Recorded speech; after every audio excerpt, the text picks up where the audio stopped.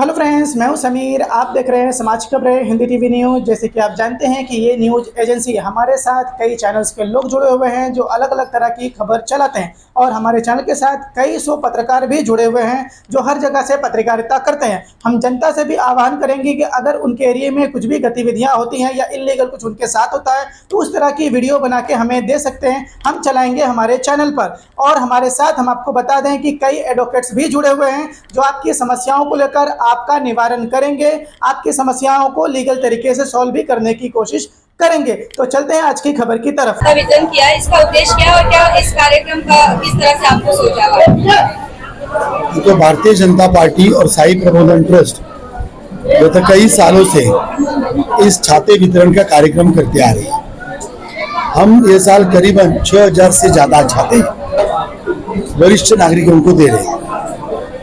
9 कार्यक्रम हो गए, हर एक वार्ड में 1 या 2 कार्यक्रम, क्योंकि वरिष्ठ हैं तो उनके जगह पे जाके देंगे तो उनको सुविधा होगी। इसलिए 9 अलग अलग कार्यक्रम के द्वारा हम लोगों को ये सुविधा मुहैया करा रहे हैं। इस पीछे की भूमिका ये है कि जो वरिष्ठ नागरिक हमें पाल पोस कर बड़ा करते हैं, बढ़ाते हैं, दिखाते हैं, हमारा पूरा निर्माण करते हैं।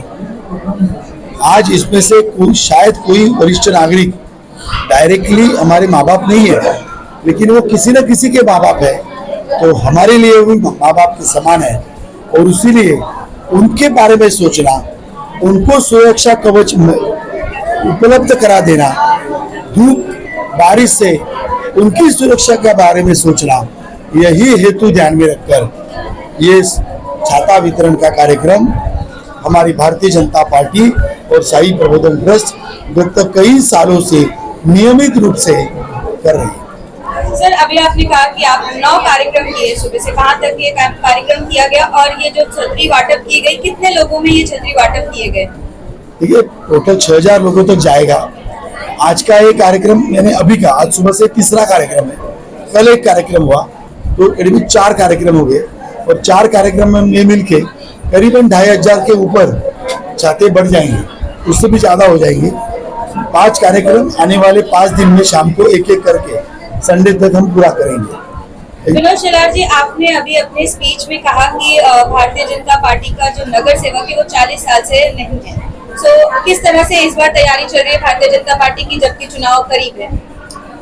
देखो, लोगों ने ये अभी महसूस कर लिया है कि हम गलत व्यक्ति को वोट देते हैं, क्योंकि इस इलाके का विधायक चुन के आने के बाद भी लास्ट 10 महीनों से किसी को दिख नहीं रहा।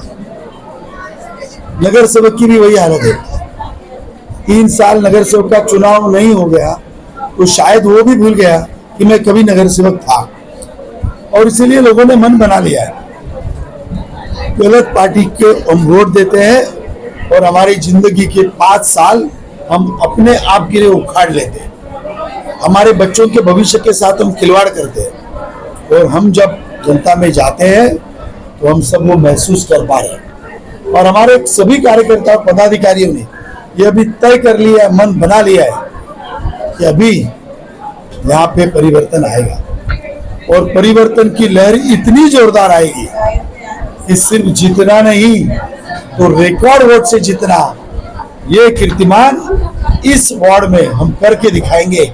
इसके बारे में मेरे मन में कोई शंका नहीं है। सर, अभी आपने अपने भाषण में ये भी कहा था कि लोग भाषा भी बदल देते हैं, और इस वक्त भाषा को लेकर काफी चर्चे में बने हुए विषय।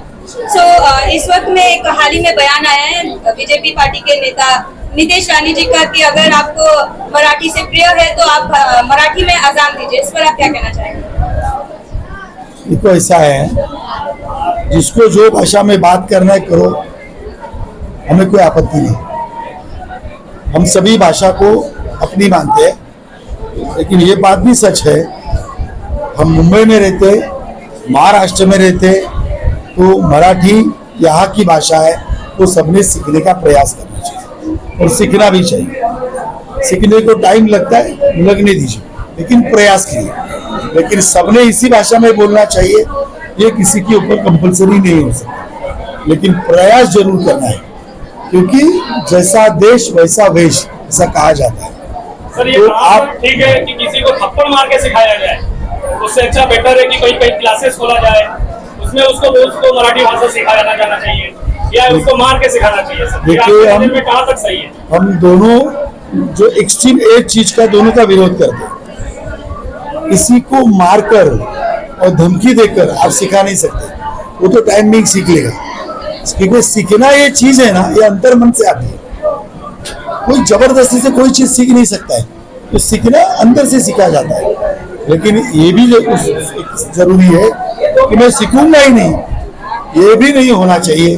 उस बात का भी हम विरोध करते हैं, क्योंकि जहाँ रहना है वहाँ का सम्मान होना चाहिए, जिस इलाके में रहता है उस इलाके का सम्मान होना चाहिए।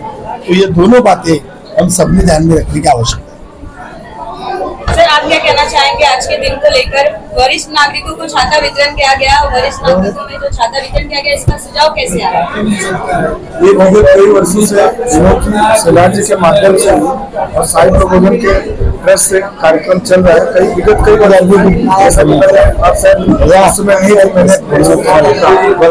कई वर्षों से सलाह जी का आप लोगों के बीच में, मतलब जो जनता है उसके बीच में पहुंचने का एक बहाना खोजते रहते हैं, ढूंढते रहते हैं, और ये उसी का नतीजा है कि हम कभी छतरी वितरण का कार्यक्रम लेते हैं, कभी सैंडल का, कभी और किसी का, और ये कार्यक्रम लेते हैं।